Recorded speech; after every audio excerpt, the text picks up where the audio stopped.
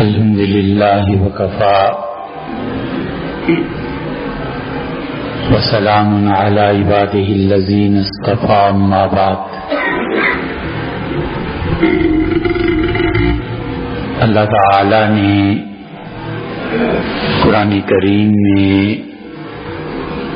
اصول کی باتیں ارشاد فرمائی ہیں،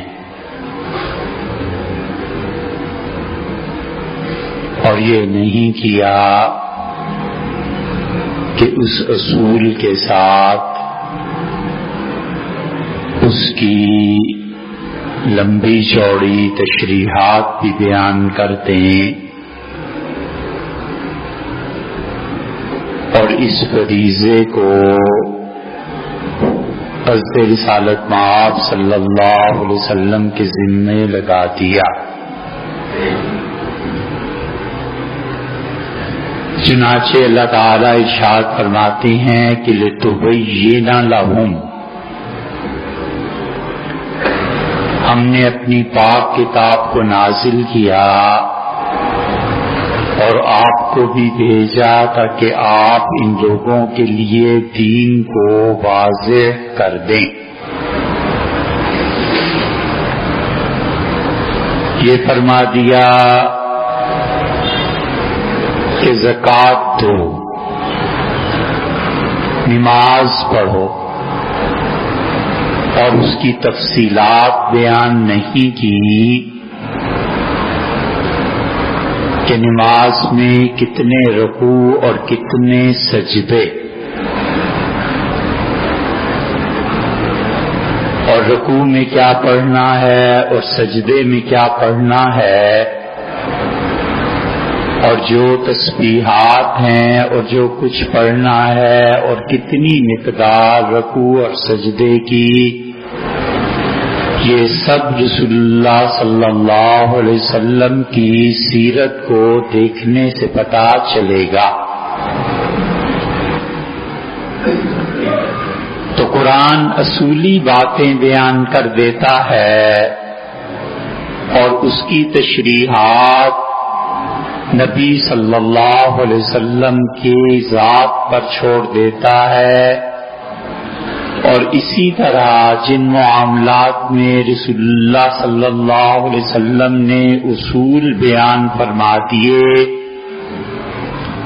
اور اس کی مزید تشریحات نہیں کی، یا زمانہ تبدیل ہو گیا اور نئی نئی چیزیں سامنے آ گئیں، تو ان چیزوں کو اجتہاد پر چھوڑ دیا کہ تم لوگ اجتہاد کر کے ان احکامات پر عمل کر سکتے ہو۔ مثلا یہ بتا دیا رسول اللہ صلی اللہ علیہ وسلم نے کہ مسجد کیسی ہونی چاہیے، اس کا قبلہ بیت اللہ کی طرف، اس مسجد کی صفائی، اس مسجد کو جانوروں، پاگلوں اور بچوں سے محفوظ رکھنا، اصولی بات بتا دی، اور ان اصولوں کے بعد امت پر چھوڑ دیا کہ تم مسجد کتنے فٹ پہ چھت ڈالو اور اس میں اے سی لگاؤ نہ لگاؤ، کچھ کرو۔ اس زمانے میں ان چیزوں کا تصور بھی نہیں تھا اور انہیں ہم پر چھوڑ دیا۔ اس لیے اگر کوئی آدمی یہ چاہے کہ ساری چیزیں اللہ کی کتاب سے نکال لے تو وہ نہیں نکال سکتا، اور تمام چیزیں حدیث سے ثابت ہو جائیں یہ بھی نہیں ہوتا، اور تمام چیزیں مجتہدین سے ثابت ہو جائیں یہ بھی نہیں ہوتا، اور اجتہاد کا سلسلہ امت میں قیامت تک جاری رہے گا، اور نئے سے نئے مسائل پیش آئیں گے اور لوگ اہل علم اس کا حل عوام کے سامنے رکھیں گے۔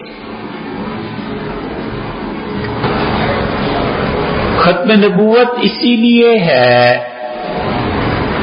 کہ اصول بیان کر دیے،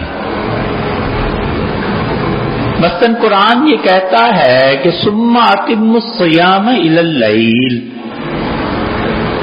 اور لوگوں اپنے روزے کو پورا کرو رات تک۔ اب رات کس کو شرعاً کہتے ہیں، اس کی تشریح رسول اللہ صلی اللہ علیہ وسلم نے کی، اور آپ نے اشارہ فرمایا مشرق کی طرف اور مغرب کی طرف، اور مغرب میں سورج ڈوب جاتا ہے، اور مغرب ظاہر ہے کہ جس کی طرف ہم سجدہ کرتے ہیں یعنی کعبۃ اللہ کی سمت۔ تعلیم کے نظام میں جب سے جغرافیہ ختم ہوا ہے، آپ ان بچوں سے پوچھیں سمتوں کا تصور اور بچوں سے پوچھیں جیومیٹری کے اینگلز،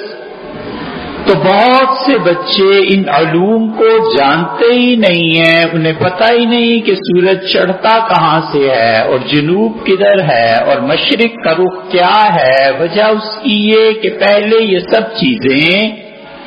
جغرافیہ میں، سیوکس میں اور جیومیٹری میں یہ چیزیں پڑھا دیتے تھے۔ جیومیٹری تو پھر بھی کسی حد تک باقی رہی مگر باقی علوم اٹھ گئے۔ اس لیے زاویے کا، ڈگری کا، اینگل کا پتہ ہونا یہ عام آدمی کے لیے اب ممکن ہی نہیں رہا، کیونکہ عام طور پہ لوگ پڑھے لکھے رہے ہی نہیں، اور جو پڑھ لکھ جاتے ہیں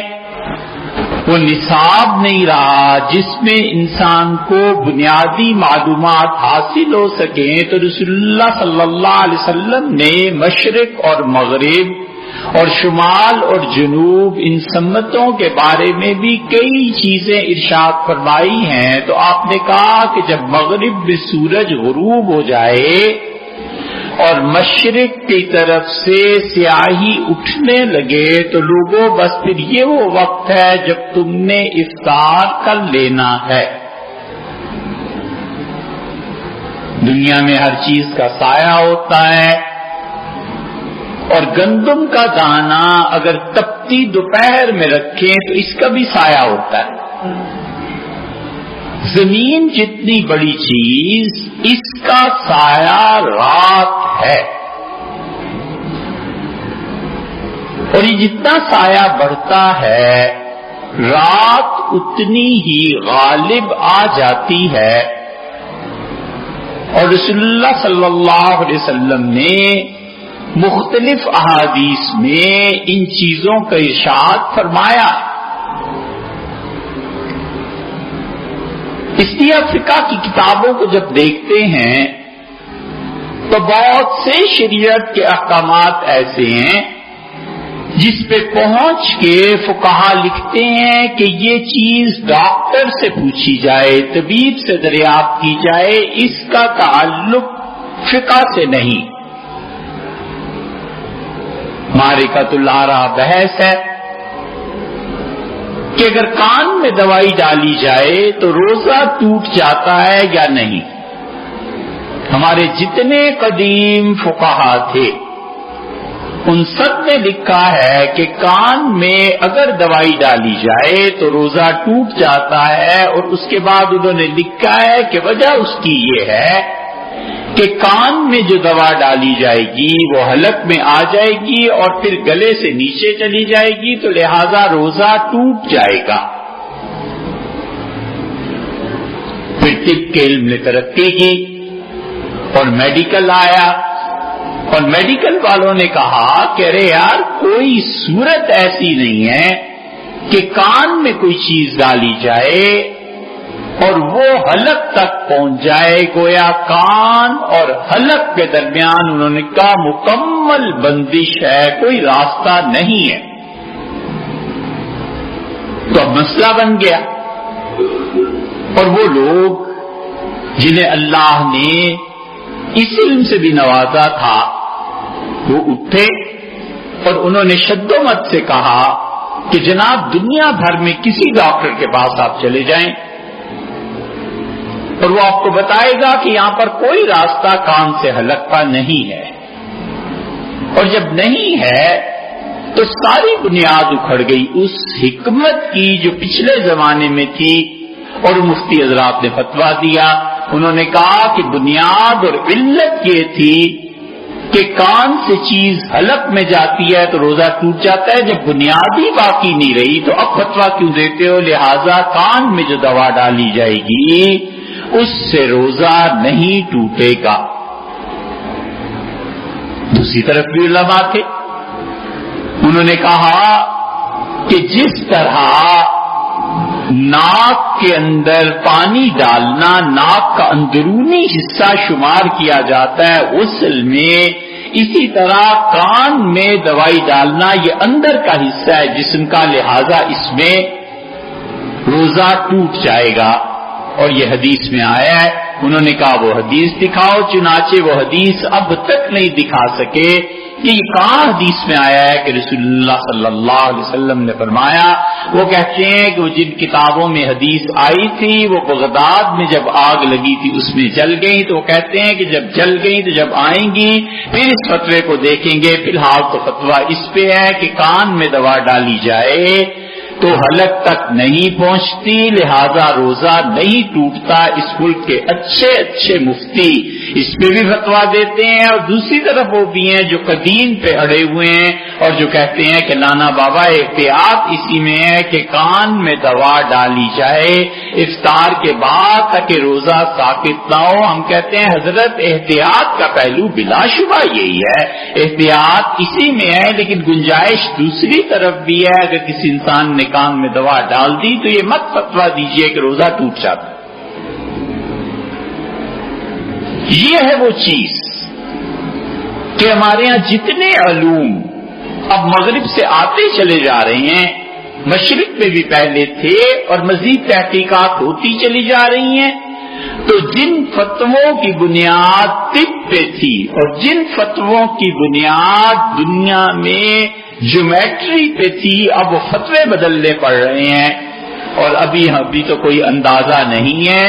لیکن اور 50 سال میں دنیا میں زبردست طوفان اٹھے گا اور دنیا تہو بالا ہو کر رہ جائے گی اس وقت جب یہ مسئلہ امریکہ اور آسٹریلیا سے اٹھے گا اور وہ کہیں گے کہ زمین ایسے گھومتی ہے یا ایسے گھومتی ہے، قبلہ ایسے متعین کرنا ہے یا ایسے متعین کرنا ہے. جب قبلے پر بات آئے گی تو پوری دنیا میں ہنگامے ہوں گے کہ قبلہ مسلمانوں کا ادھر ہے یا ادھر ہے. تو نتیجہ یہ نکلے گا کہ کئی ڈگری کا فرق پڑ جائے گا، مگر ابھی تک چونکہ علم عام نہیں ہوا لہذا یہ مسئلہ ابھی نہیں اٹھا. اور اس وقت اتنے اہل علم بڑے ہوں جو اجتہاد کر سکیں بظاہر کوئی امید نہیں. وجہ اس کی یہ ہے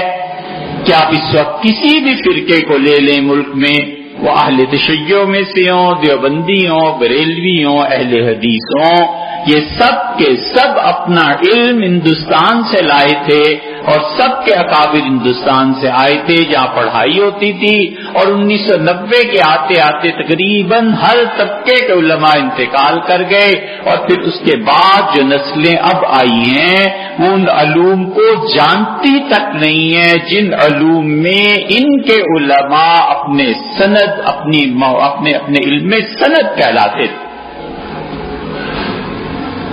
چنانچہ علم توقیت نہیں رہا. وقت کا تعین کیسے کیا جائے؟ سورج جب مغرب میں ڈوبتا ہے اور آدھے کے قریب ڈوب جاتا ہے تو یہ اہل علم نے لکھا ہے کہ مشرق کی طرف روشنی کے ساتھ سرخی پھیلنا شروع ہوتی ہے، اور جتنا جتنا سورج مغرب میں نیچے ہوتا چلا جاتا ہے زمین کا سایہ مشرق کی طرف بڑھتا ہے. رات نام ہے زمین کے سائے کا، تو جو ہی سورج ذرا سا ڈوبا اور نظروں سے ذرا سا اوجھل ہوا، اب پوری رات ایک دم سے نہیں آ جاتی، پورا سایہ زمین کا ایک دم سے نہیں آ جاتا، آہستہ آہستہ آتا ہے، اور جتنا ادھر سورج ڈوبے گا اتنا پہلے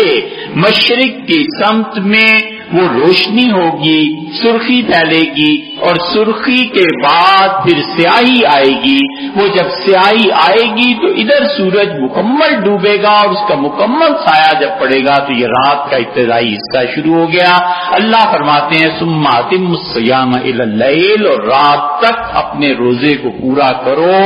یہ وہ چیز تھی کہ رسول اللہ صلی اللہ علیہ وسلم اور سیدنا عمر رضی اللہ عنہ اور سیدنا عثمان رضی اللہ عنہ تو بہت مرتبہ جو ہی سورج ڈوبنے کے آثار شروع ہوتے تھے مغرب پڑھ لیتے تھے، اور پھر مغرب کے بعد چونکہ سورج ڈوب جاتا تھا سایہ مکمل ہو جاتا تھا تو اس لیے افطار کر لیتے تھے۔ مغرب کی نماز پہلے پڑھ لی، افطار بعد میں کر لیا، یہ حدیث میں بھی آپ کو ملے گا، اور اسی طرح خلفائے راشدین کی سیرت میں بھی ملے گا۔ یہ بات آپ کو بڑی نئی اندازہ ہوگا، لیکن یہ سب مستند کتابوں میں لکھی ہوئی ہے، اور علماء چونکہ پڑھتے نہیں ہیں اس لیے بیان کہاں سے کریں؟ وہی بیان 2 4 5 10 بس، پھر اس کے بعد وہی، پھر اس کے بعد وہی، تو آدمی حتیٰ کہ وہ رٹ لیتا ہے اور کہتا ہے اس کے بعد مولوی صاحب یہ جملہ کہیں گے، اور وہی جملہ ہوتا ہے۔ وجہ اس کی یہ ہے کہ جتنا بھی علم ہے تھوڑا بہت وہ سب جوہر بن گیا ہے، جہاں پانی کھڑا ہو گیا ہے اور اس سے بو اٹھنے لگی ہے، اور وہ رواں پانی، جاری پانی، وہ مسلسل مطالعہ، وہ مسلسل علم، افسوس سے کہنا پڑتا ہے کہ اب ڈاکٹروں کے یہاں چلا گیا ہے، انجینئرز کے یہاں چلا گیا ہے، کمپیوٹر والوں سے پوچھو، یہ روز نئی سے نئی جو تحقیقات آتی ہیں اس کو بتاتے رہتے ہیں، روز نئی دوائی آتی ہے، ہر ہفتے آج بلڈ پریشر کی یہ دوائی کیا ہے، 2 ہفتے بعد کہیں گے جی نہیں اب دوائی تبدیل ہوگی، اب ذرا یہ ٹرائی کیجیے، اب ذرا یہ ٹرائی کیجیے، اور ساری کمپنیز اپنے سیمپلز لیے پھرتی ہیں، اور ڈاکٹرز خاص طور سے اپنے علم کو بڑھاتے رہتے ہیں، اس لیے کہ انہیں پتا ہوتا ہے مارکیٹ میں بیٹھنا ہے اور لوگوں کا علاج کرنا ہے۔ ٹھیک یہی احساس اگر علماء میں پیدا ہو جائے کہ نت نئے مسائل پیش آ رہے ہیں، روز بروز تبدیلیاں آ رہی ہیں، ہمیں اپنے علم کو دوبارہ سے پڑھنا، دوبارہ سے اس کی تجدید کرنا، اور اس کو زیادہ پڑھنا ہے تاکہ ہم جدید مسائل کا حل پبلک کو دے سکیں۔